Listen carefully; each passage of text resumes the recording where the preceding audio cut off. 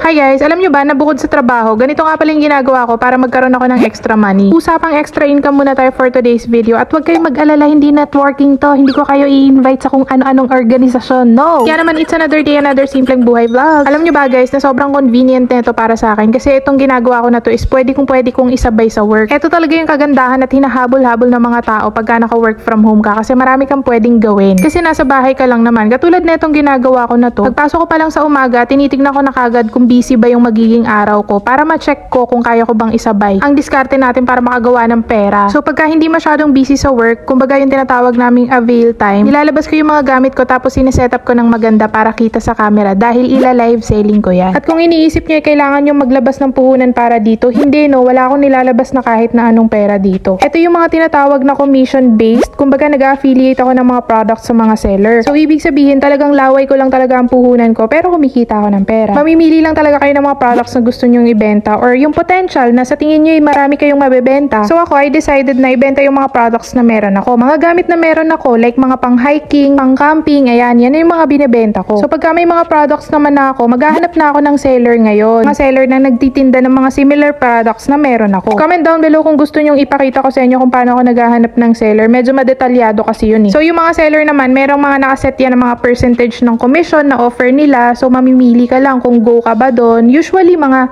10%. Kaya naman kada makakabenta ka ng product nila, automatic yung 10% ng kita doon, sa'yo na mapupunta kagad yun. So pagdating naman sa mga platform, marami naman platform na pwede kang mag-live selling. Isa na yan, yung pinakasikat ngayon, TikTok. Kaya naman sobrang naiipon na yung mga gamit ko guys. Dati kasi medyo nanghihinayang ako pagka bibili ako ng gamit. Iniisip ko munang mabuti kung kailangan ko ba. At hindi ko na kailangan ng excuse ngayon. Kada bibili ako ng gamit, alam kong mapapakinabangan ko yun dahil pwede kong magamit yun sa mga ila-live ko. Ang maganda pa dito, pagka maganda ang performance mo, pagka marami kang napapasok na sales, binibigyan ka rin ni seller ng mga free items. Sa'yo na yun ila-live mo na lang yun at the same time, magagamit mo pa. Pero pwede ka rin naman mag-request sa kanila. Depende yun sa approval ni seller. Titignan niya rin naman dun yung performance ng sales mo. So pag ready naman na lahat ng kailangan ko, pag may pasok ako sa trabaho, i-check ko kung medyo busy kami. Pagka hindi, magsiset-up na ako para isabay ko yung live selling. So habang nagtatrabaho ako, nagdadadada ako sa live selling para umita ako ng pera. Sayang kasi yung oras, yung mga pagkakataon na pwede kang, alam mo yun, makabenta para meron kang commission. Medyo matrabaho nga lang siya guys at kailangan mo talaga maglaan ng oras dito. Pero depende talaga sa sipag mo kung gaano kalaki yung perang makukubra mo dito. And legit talaga to guys, pagka sobrang sipag mo, pag marami kang viewers, pagka magaling kang mag-sales talk, at pag consistent ka lang, mas malaki pa talaga yung pwede mong kitain unlike sa sinasahod mo monthly. May mga nagsasabi na yung mga big time vloggers lang daw talaga yung kumikita ng mga 6 digits, 7 digits a month dito. Well, true naman, advantage na nila yon kasi kung kilala man sila ngayon, tinrabaho naman nila yon, chinaga naman nila yon. Kumbaga, yung trust ng tao na build na nila. Pero I realize na kayang-kayang sumabay ng mga ordinaryong taong katulad natin. Basta meron kang libreng oras, dedicated ka, wala ka man benta ngayon, magkaroon ka man konti, soon enough, mag-grow din yan ng bongga. So pagka wala naman akong pasok, nagsiset-up malala na talaga ako para for the live na lang talaga ako, walang kahit na anong distraction. Tapos lagi akong tinutulungan ni Tito Der, siya talaga nagsiset-up niyan, siya na rin nagliligpit niyan kasi pagkatapos kong mag-live, meron naman akong ibang gagawin. Isang way din kasi para makapag-earn ng commission is gumawa ng video about the product. So pagka medyo mainit nga pala, dito kami sa labas nagla-live, dyan nagsiset-up si Tito Ders kasi sobrang init, lalo na pagka super talk ka ng talk,